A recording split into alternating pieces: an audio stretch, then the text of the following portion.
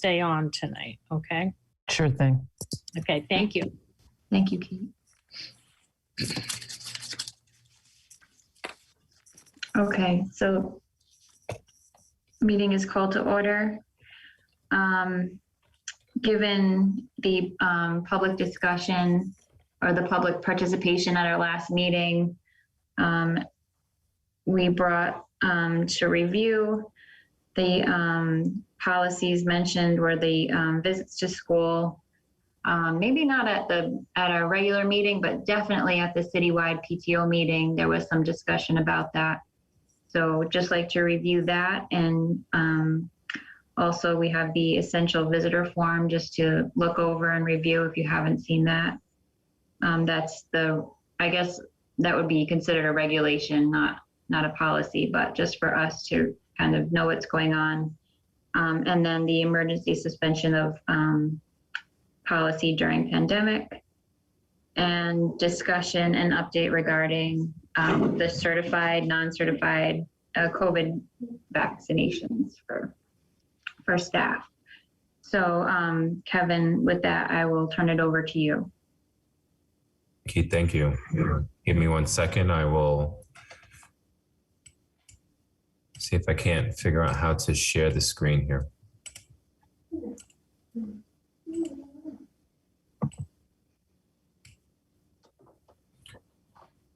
So as part of the agenda, as you just heard,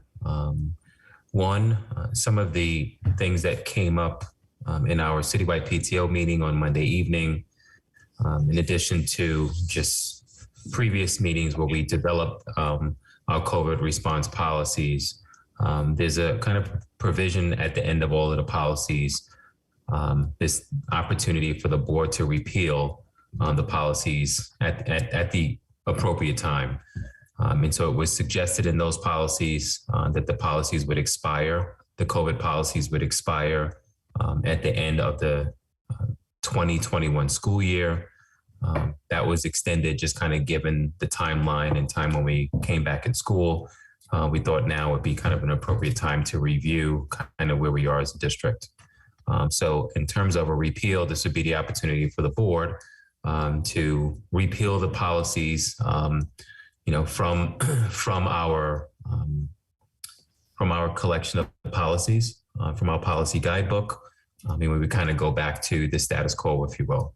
Of those 4 policies, these 2 are available for review this evening. And as Rachel mentioned previously, policy 1250, visits to schools, and policy 6114.81, and that's the emergency suspension of policies during the pandemic. So just kind of staying and keeping in order here, I will open up the visits to schools and see if there's anything specifically that the board might have an interest in discussing, reviewing, et cetera. Currently, right now, visits to schools are limited to what we had deemed as essential staff or visitors. And so the essential visitors right now are folks who are could be supporting school operations. And so, for example, I think one that I think many of our parents can identify with, and that's the folks coming in to take pictures for kids, whether it's for schools at 9-12 at the high school, or in our K-5 or 6-8 for picture day. So I believe during the 1920 school year, when the pandemic first hit, no one was allowed when we first came back. So I'm mixing up my school years, the 2021 school year at the beginning, because we were not even back in school. And even when we came back in hybrid, we were hesitant to allow folks in the building. Just have a better understanding of how COVID is spread and that disease is spread. We've relaxed those rules a little bit. Obviously, there are essential employees that need to enter our buildings just in terms of contracted services. And so those folks have certainly been deemed essential. But the policy has been relaxed even more this school year. And so as way of our essential visitor form, we've had groups like Boys and Girl Scouts come to support support, provide extracurricular activity support, and particularly in our K-5 schools across the district. We've had mentoring and tutoring programs. Those programs were allowed to enter the schools and work with students. And again, given the governor's order, as long as they demonstrated evidence of vaccination status to be in our schools, they were also allowed to come in to work with our students. If not, they continue to work with our students remotely. Just some examples for the committee and for the community to better understand. I think some of the questions that are on the table now is if, number one, should this be relaxed even more, and or two, does a policy still need to be in place? And I think those are some questions certainly that we heard on the evening of citywide PTO, and I think a question that sits with the committee this evening. So I'll stop there and leave it up for questions and discussion. So are we still under any executive orders from the governor for restrictions in schools? Yes, I mean, certainly masking is part of those restrictions. I'm just asking because I think that would drive our decision, I'm sure. Mm-hmm. So masking are certainly part of those restrictions. Vaccinations are certainly part of those restrictions to start, Kathy. Absolutely, two major ones. In terms of building availability, I think that varies from district to district.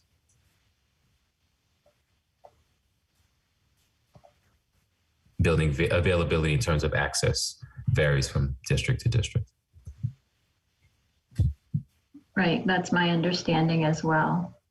So, and I know, you know, the policy says to the greatest extent possible, parents and staff are encouraged to arrange, you know, electronic means to conduct conferences and meetings, which some parents, you know, favor and others feel, you know, there's something missing there. There's a connection, you know, missing. There's, you know, they can't really see the classroom or, you know, seeing their counselor in person.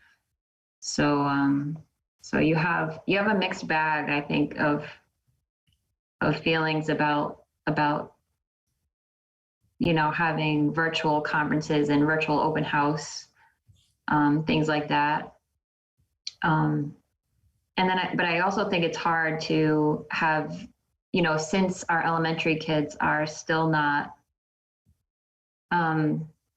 vaccinated, that vaccination is not available for them. They are still quite vulnerable. And so, I mean, we can't really have a policy, you know, that varies from level to level, I wouldn't think.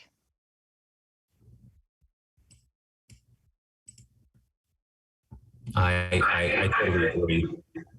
I am the idea of, well, depending on the policy, I mean, if we released the policy altogether, I would have probably the most concern about K-5, just given the quarantine cases that we have had, I would say the majority of them come from the community. We are learning that because of the mitigation strategies that we have in place, we are not spreading COVID within the schools, but it's coming into the community, and then we quarantine from there.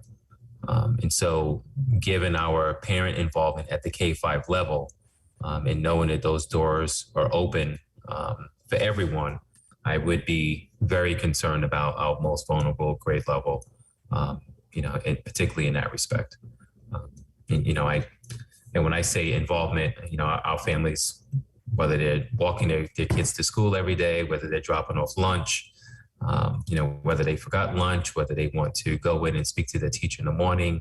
I think these are all of the experiences that we enjoyed prior to the pandemic that I'd be concerned about right now, just kind of given where we are with the vaccination, and it's not even available at the K-5 level yet. Right. Hopefully soon. I did want to ask him, you know, how you translate or interpret the last sentence, that these temporary restrictions shall remain in effect for the duration of last school year or until repealed by the board. So is that something we should change if we would want this to be extended throughout the school year? Right. I think, part of what is your struggle here is that I sometimes think, particularly in the pandemic situation that we're in now, where everything is so unexpected and it's changing so quickly, you're trying to kind of create the roadmap with the sands constantly shifting under you. And so, my recommendation has always been over time that, if you want to do regulations or guidelines that are easily kind of put in place, taken apart, that's far preferable to having to go through the required machination of passing a policy, repealing a policy. So that's kind of my first overarching thought. And as I'm listening to you speak, I can kind of hear it revealed exactly there. Because as you're talking, I'm thinking, gee, the governor is now about to change his guidance on children and quarantining, and that will be any day now. And that's something that's very different than what we had 10 days ago. So that said, I think, as a policy, this is I consider policies to be forever written in stone, and am not always comfortable with their automatic expiration, because I do think that probably the proper legal way to do it is to say until affirmatively repealed, or to say nothing and to have the board make a motion to affirmatively repeal. So sometimes, when you put that automatic expiration, I think there is an argument to be made that you're going to have something slip out of being protocol and past policy, maybe inadvertently to some members of your board who aren't thinking about, the expiration of timelines. So kind of as an overarching legal matter, I would always advise either to stick with regulations, or if you're going to do a policy like this, to leave it, in place, set in stone forever, or until such time as you decide to vote to remove it. So that that's a long way of saying, Rachel, that last sentence makes me a little bit uncomfortable. Not, it's not like it's illegal, but I think it creates some obstacles that you don't necessarily want to have to deal with. And confusion. Yeah. For me, it's confusing. For sure. For sure. And this was the CABE recommendation last year. Mm-hmm. They gave a ton of recommendations. When the world shut down in March of 2020, all of our policies were affected. Right. So to cover ourselves, they recommended, the four COVID policies that we adopted. Mm-hmm. So with that last sentence, do you recommend any action to be taken on this?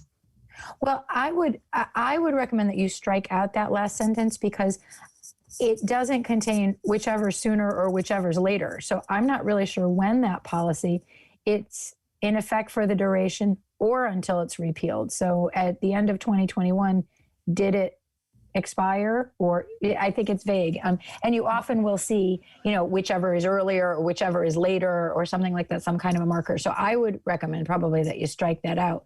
Even just the paragraph above about symptom screening. I don't even think we're doing that now, symptom screening people that come in. The one other thing that I do want to say, though, is that that's okay to the extent that if there are executive orders that issue, those orders will always control whether this policy is controversial to it or not. The executive order is always going to control regardless. And you don't really need to go back and amend to comply with an executive order, because you don't really, by the time you do it, it'll be expired again. So yeah. But I don't believe that there is, an executive order to visitors, to school visitors. No, I don't believe there is either. So it's just our policy. Yep. So, but I consider taking that last sentence out, or writing whichever's later, language that says, or until repealed by the school board, whichever should be later or whichever should be first. I don't know which you prefer. Yeah, I think, or until repealed by the school board. Yep. Is that what I'm hearing? Mm-hmm. Or just strike the whole thing, I think I heard. Yep. Either way. And then, and Kim, to your point, this is really not although the screening after this week will something that will be introduced, but I don't know if this makes sense because this is going to continue to change.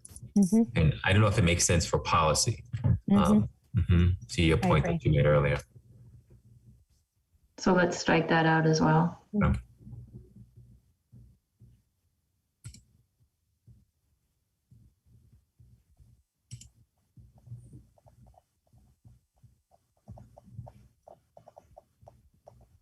Any thoughts from committee members? No, okay. And would we need to approve this with the strikeouts? Yes. Because it's a change to the content of the policy. Okay. Which is why it's Kim's recommendations to make it as broad as possible, so we don't have to keep doing this. Right. Right. Or make it a regulation that supports an underlying policy. Then you can, theoretically, you can work with the superintendent to change them or tweak them however you choose without bringing it back around because it's an implementing regulation.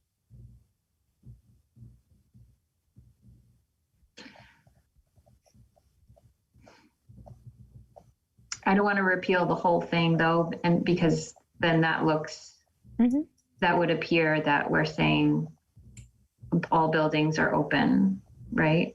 Yeah. The other thing you could do, honestly, is you could approve these changes, which really kind of make it a little bit more generic. And then if you feel that as time goes on, you want something in writing that says, something that you're talking about, either, more detailed access to building or something, you could put that together as a regulation that sits behind this policy, right? And then you can change it and tweak it however you want to, and as often as you want to.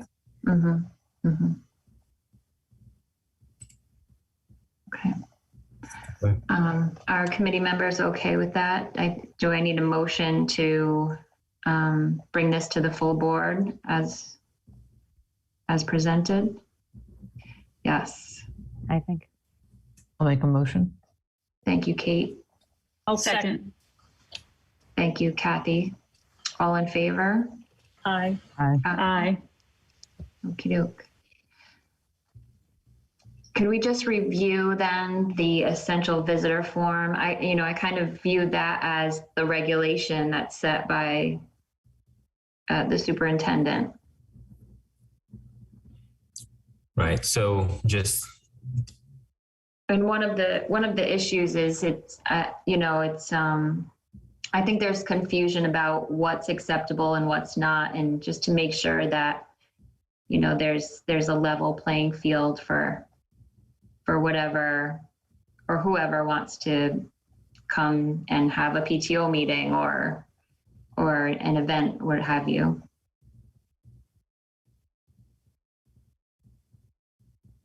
Right. And I think the events vary from event to event.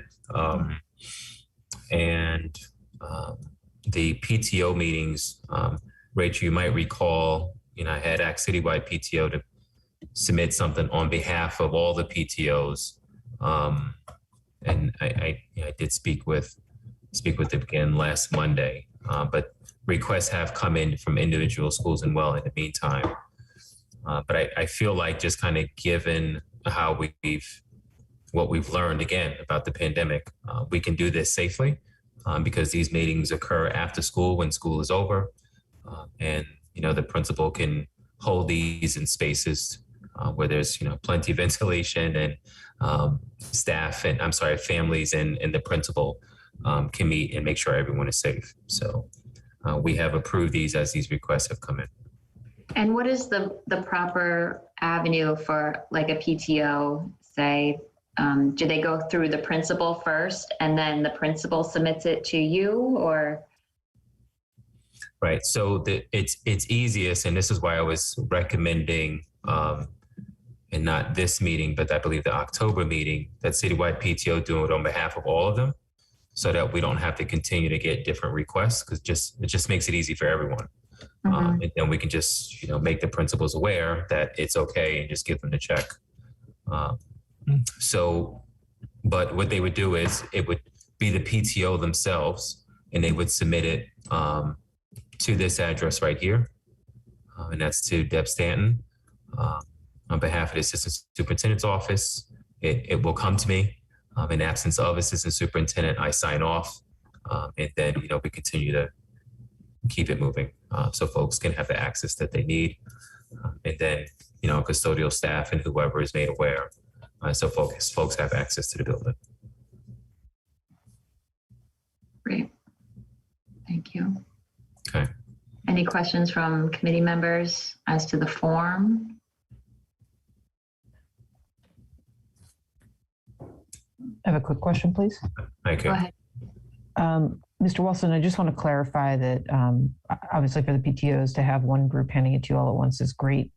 Would this be the process for every person who's submitting the essential visitors form? Even on just a single visit?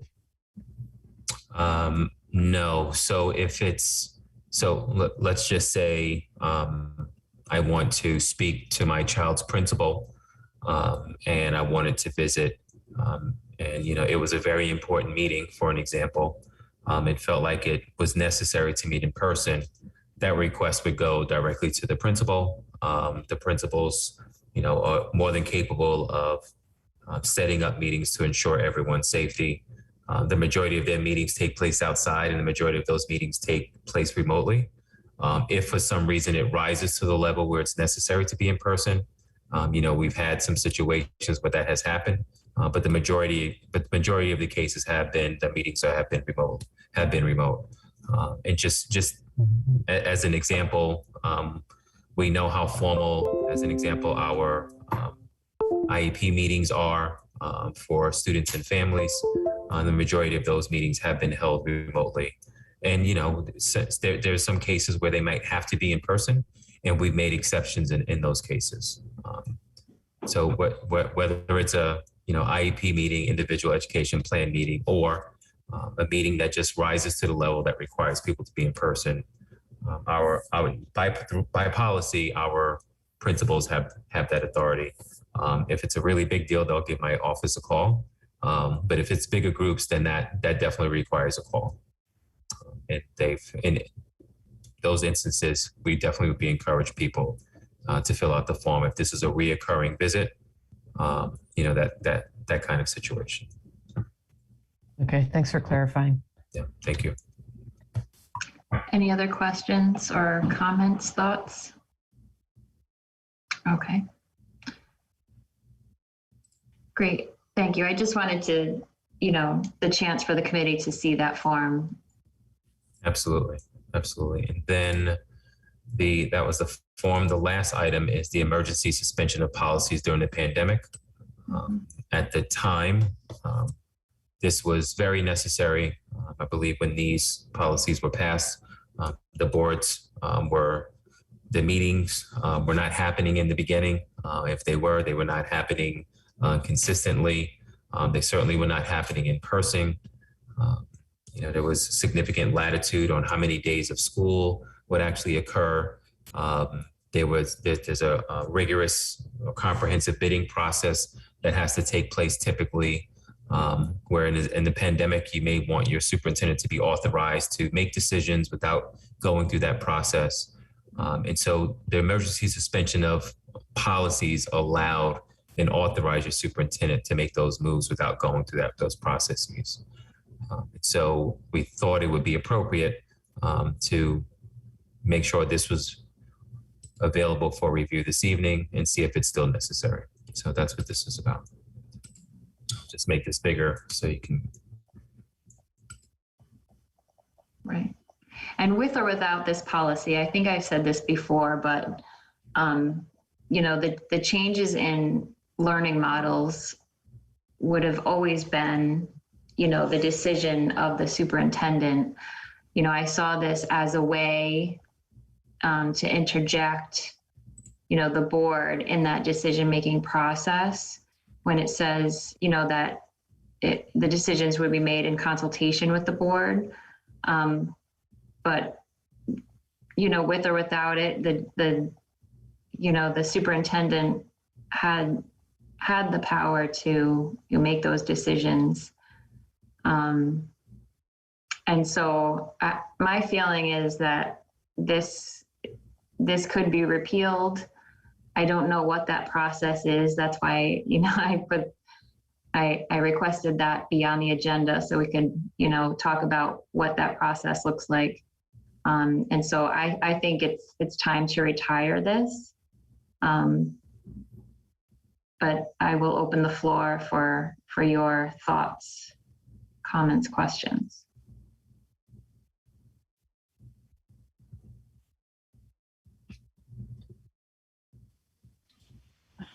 Can you hear me? It's Kathy. Yes, go ahead, Okay. Kathy.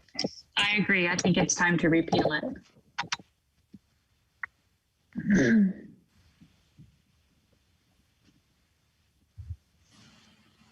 I have no objection to it either, to sunsetting it. Mhm. This also has that clause right at the bottom, Kevin. It says,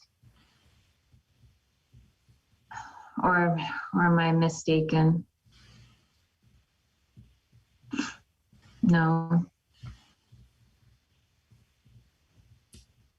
Oh yeah, there it is. It will remain in effect for the duration of the 2021 school year or until repealed by the board.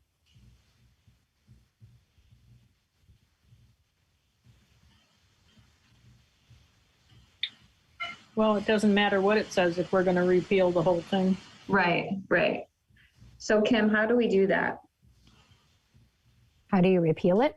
Yeah. I think you would probably make a motion you'd bring it to the full board and you would make a motion simply that to repeal policy number 6114.81.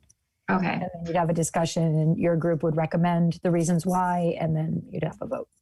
Okay. So I will ask for a motion to recommend that this be repealed. Motion to Kathy, was that repeal. you? Sorry. Yes. Oh, Catherine. Catherine, thank you. Sorry. And I can second it for her. Seconded it by Kathy. All in favor? Aye. Aye. Okey doke.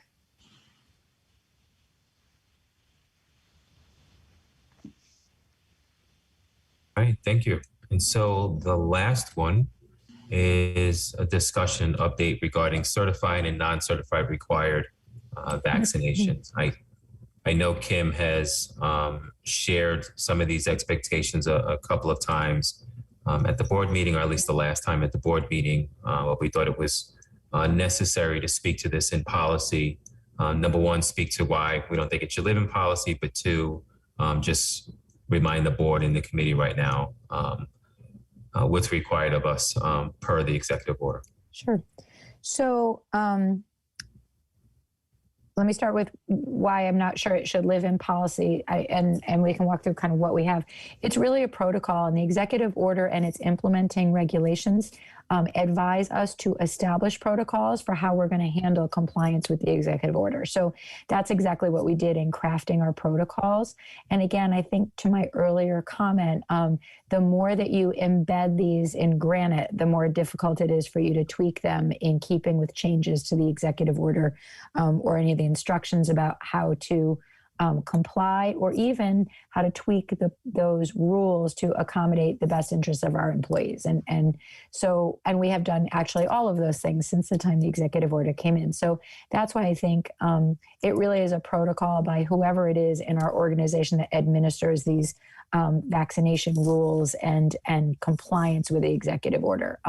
And right now that's come out of my office. So the protocols are without regard or distinguishing between certified or non-certified staff. It's everybody. And if anything, if there are any groups to be distinguished, it's really those who are employees. And employees means every single person across the district who works for us or who volunteers for us in some cases. And the only group kind of outside of that are employees that come to us through vendors. So the vendors piece is the easiest one to deal with. We have had an outreach to as many of the vendors as we could think of. The obvious ones are people like the bus drivers. And what the order required us to do, or the implementing rules required us to do, was to ask those vendors to certify to us or to affirm that they are in compliance with the executive order. So super easy. I wrote the letter. I attached everything, all the rules and everything to it, sent it out to some of our temporary staffing agencies, the bus companies, people in Sodexo, and simply said, please affirm for us that anybody that you are sending to the Danbury Public Schools is in compliance with the executive order. And they have all done that. I think save one. I'm still waiting on one. So those are the easy folks. Those people who are in our organization, and those number about 2,000, I think we did 19 something, about 2,000, are all on a master sheet. And we did a couple of things to enroll them, basically. One is we opened up the Tyler Technologies portal, the employee portal, and we got everyone who collects a paycheck from us to set up their own individual page in their portal. And eventually we're going to use that for things like payroll stubs, insurance benefits information, all that kind of stuff that our employees can access in that one portal. But we also used it to have everyone complete a form to document for us at that moment what their vaccination status was. And what we needed to do prior to September 27th was anybody that worked for us prior to September 27th either needed to produce to us proof of full vaccination status, which is 2 weeks after your second dose or your terminal dose. And they needed to either produce affirmative evidence of that in the form of a vaccine card, or in the alternative, they needed to have a request for an exemption from showing us proof of vaccination status. And the exemptions at that time were threefold. One was a healthcare related exemption signed by a healthcare professional who validated that the employee could not get the vaccine for medical reasons. We saw that with some people who were severely immunocompromised or who were going through chemo, who needed to wait to get that vaccination. The second category was religious exemptions. And I got a lot of those for some things that I just never thought of. So we got many of those. And the third was what I kind of snarkily call the just because exemption. It was kind of a third category or other. And it was for those people who simply refused for whatever reason, personal liberty or any other reason, to get the vaccine and show the status. That was prior to September 27th. And we collected all of those. We didn't have a whole lot of exemption requests. We had a lot of others. And we were in the process of whittling down what started as about 600 people down to a couple hundred. Those people who did not provide proof of vaccine status needed to engage in weekly testing. And there's a couple of guidelines that came out under the regulations. One was that it was not required that the district pay for it. Didn't kind of come out and say that, but what it said was the employee must submit proof of a negative test. And secondly, that test must be taken within 72 hours of reporting to work for the week. So we set that protocol up, and originally, you might remember, we had a testing window. We picked Wednesday as our day zero. So Wednesday was the day that people were going to report to work, and we went back 72 hours. So day one was Tuesday, day two was Monday, day three was Sunday. And we picked Wednesdays in order to pick a day when we did not have a heavy strain with subs or as heavy of a strain. And it would also afford everyone one weekend day in order to be tested. We went through the first 3 weeks or so with that model. And then as the list of folks who were being tested continues to decline, it's now about 140. And I felt comfortable at that point opening up the testing window to either your day zero was Tuesday or your day zero was Wednesday. If your day zero is Tuesday, you have to test Saturday, Sunday, or Monday, submit results by Monday at 4. And if you wanted to test them in the original scheme, you could also do that as well. The reason why that was significant, and that was one of the places where it was nice to have the latitude to tweak without going through any other more official process, was that we had a lot of people who wanted to engage in the saliva test. And there's very, very few places that do that. And they do it on Thursdays and Saturdays primarily. So that took kind of the remaining folks that were really concerned about the testing window, and it gave them that extra day, that Saturday, to be able to go ahead and go through the process.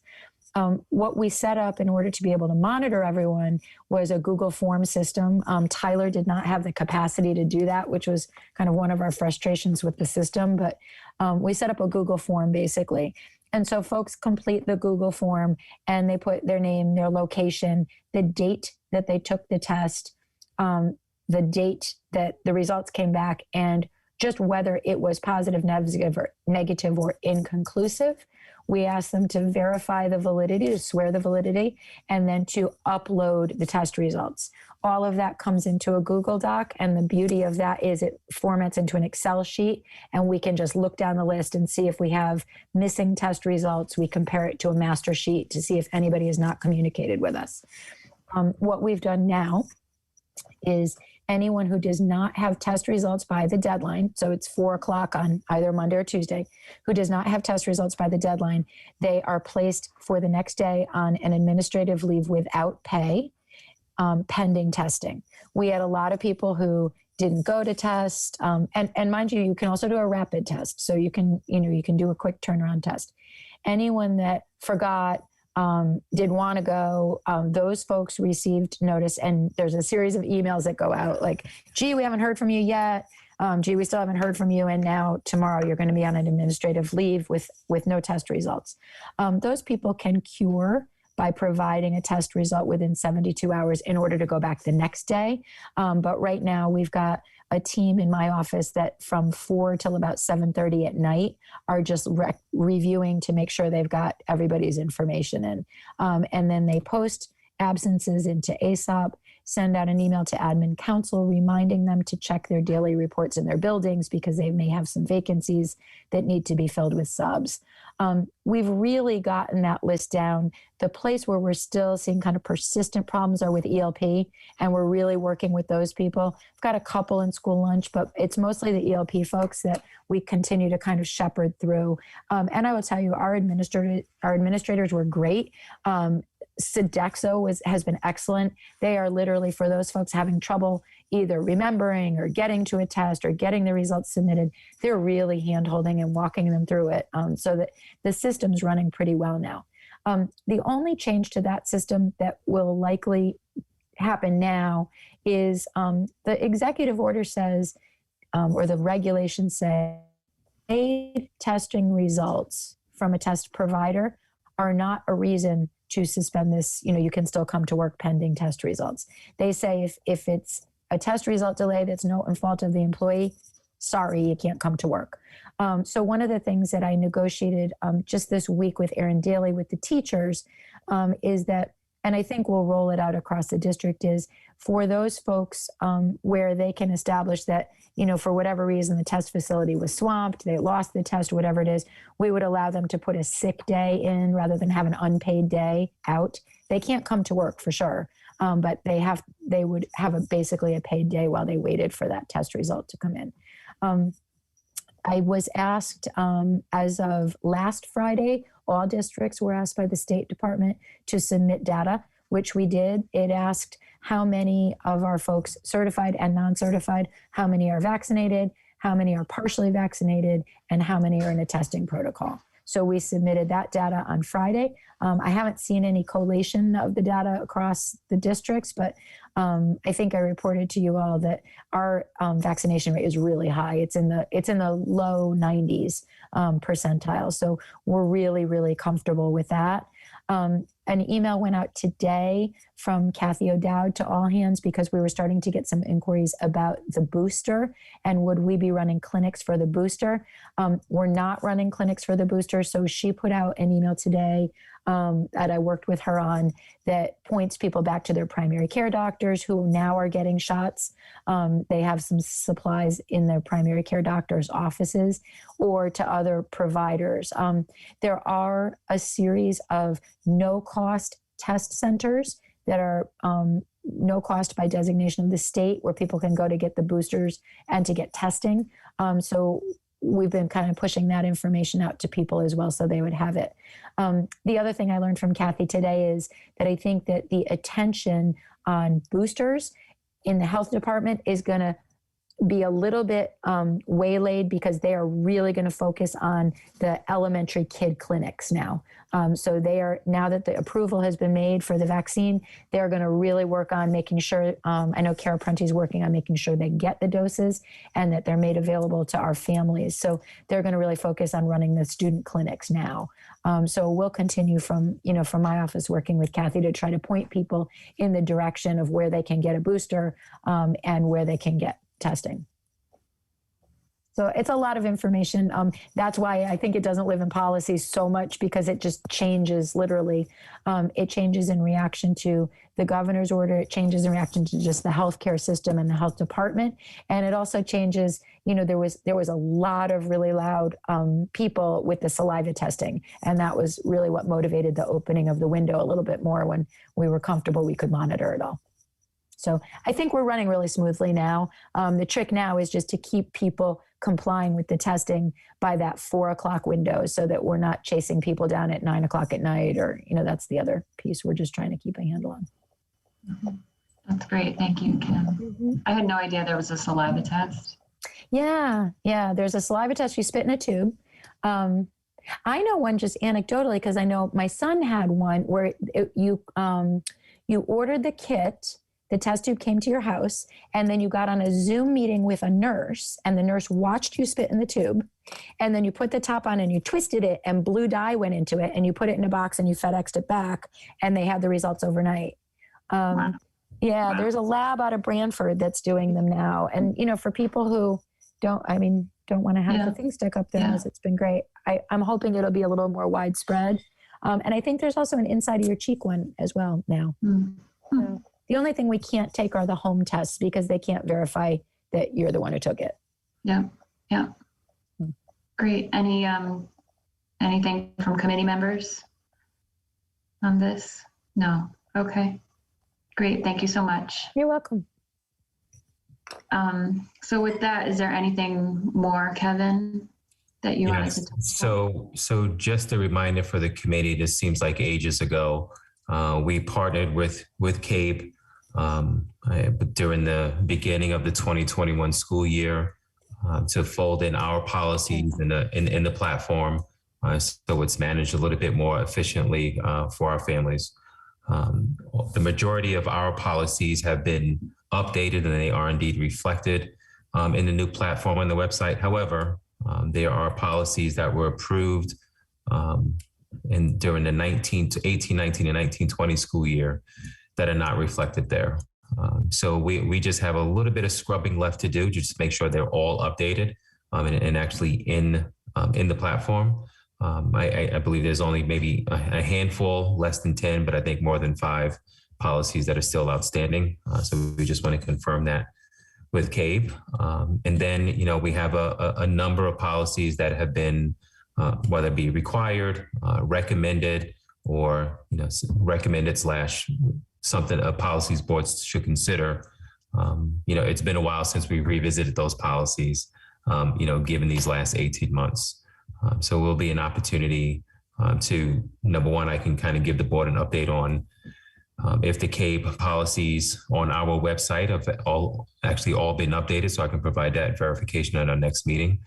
And then just kind of share, as per the audit from CAPE some time ago, just kind of where we are in that audit process, and just kind of, catch the committee up of, where we were, prior to the audit, and kind of the gains we've made, and, kind of what's kind of outstanding.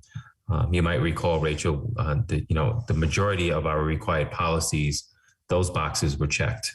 However, we did have, a couple of policies that are recommended that the board really should consider. One of them, my favorite one is the board, being able to participate in meetings remotely. Those are the kind of policies that were recommended. And, certainly boards had the options, but they were not required. So there's a lot of those type of policies that are out there, I think, that the board might want to consider moving forward. So no required. Did I hear that correctly? There are no additional required? Right. So when we had that audit done, the required policies, we placed we place them at the front of that process. And so if there are any outstanding policies that are still required that we haven't done, I'll make sure that's made available for the committee. For our next meeting? Okay, great. Which is on November 30th. Because our annual meeting is on December 1st. That is correct. Does anybody know when new board members will be sworn in? Because I thought it was around that time. I thought it was January. I think it's earlier because we have our, No, it's in December. It's got to be December, yeah. board election. December. Right, because you do your board elections, Right. officer elections at that December meeting 1st, yep, December 1st, yep. before you let anybody eat anything.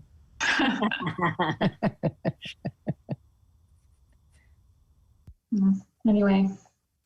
Okay, so if there's nothing else, I'll entertain a motion to adjourn. So moved. Moved by Kathy, I'll second. Second. by Kate, all in favor. Aye. Aye. Okay, thank you all. Thank you, Thank Kim. you. Thank you. Kevin. Pleasure. See you guys. Have a good night, everyone. Good Get some night. Thank you. sleep. You.